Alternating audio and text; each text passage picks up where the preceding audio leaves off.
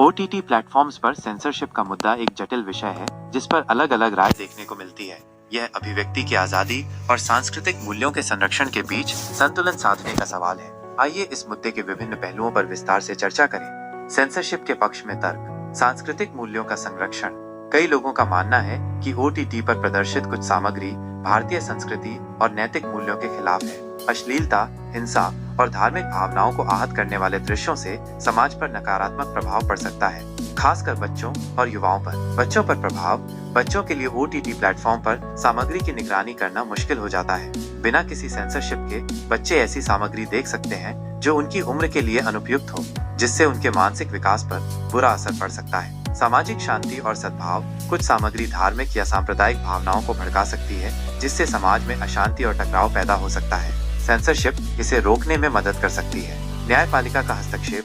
अतीत में तांडव या सेक्रेट गेम्स जैसी सीरीज पर लगे आरोपों के बाद अदालतों को हस्तक्षेप करना पड़ा है, जिससे ये संकेत मिलता है कि कुछ नियामक तंत्र की आवश्यकता है। अभिव्यक्ति की आजादी के पक्ष में तर्क। रचनात्मक अभिव्यक्ति। कलाकार और निर्माता अपनी रचनात्मकता को बिना किसी डर या प्रतिबंध के व्यक्त करना चाहते हैं। सेंसरशिप रचनात्मकता को बाधित कर सकती है और कहानियों को कहने के तरीके को सीमित कर सकती है। कलात्मक स्वतंत्रता।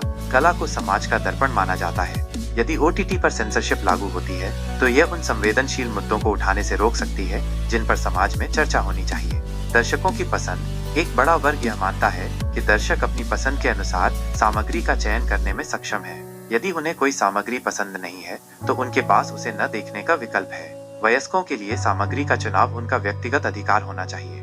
वैश्विक प्रतिस्पर्धा। सेंसरशिप भारतीय ओटीटी प्लेटफॉर्म को वैश्विक प्रतिस्पर्धा में पीछे कर सकती है। अन्य देशों में जहां कम प्रतिबंध है, वहां अधिक विविध और बोल्ड सामग्री का निर्माण हो सकता है, जिससे दर्शक उन प्लेटफॉर्म्स की ओर आकर्षित हो सकते हैं। स्वनियमन।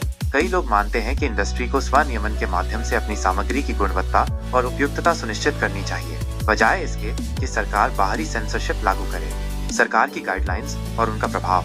2021 में सरकार द्वारा जारी गाइडलाइंस में सामग्री के वर्गीकरण जैसे UA7 जोड़, UA13 जोड़, UA16 जोड़, शिकायत निवारण प्रणाली और एक सलाहकार बोर्ड की बात कही गई है। ये गाइडलाइंस पूरी तरह से सेंसरशिप नहीं है, बल्कि स्वनियमन को बढ़ावा देने और दर्शकों को सूचित विकल्प देने की दिशा में एक कदम है। हालांकि कुछ लोगों को इसमें सेंसरशिप की शुरुआत की आशंका दिखती है।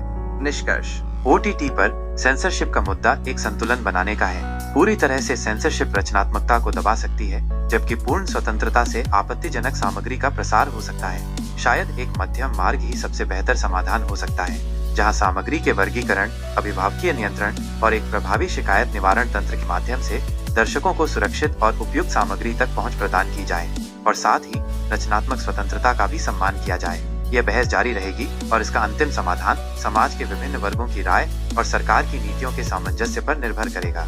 आप किस पक्ष में हैं, माइनस सेंसरशिप या आजादी? ये एक व्यक्तिगत राय का विषय है।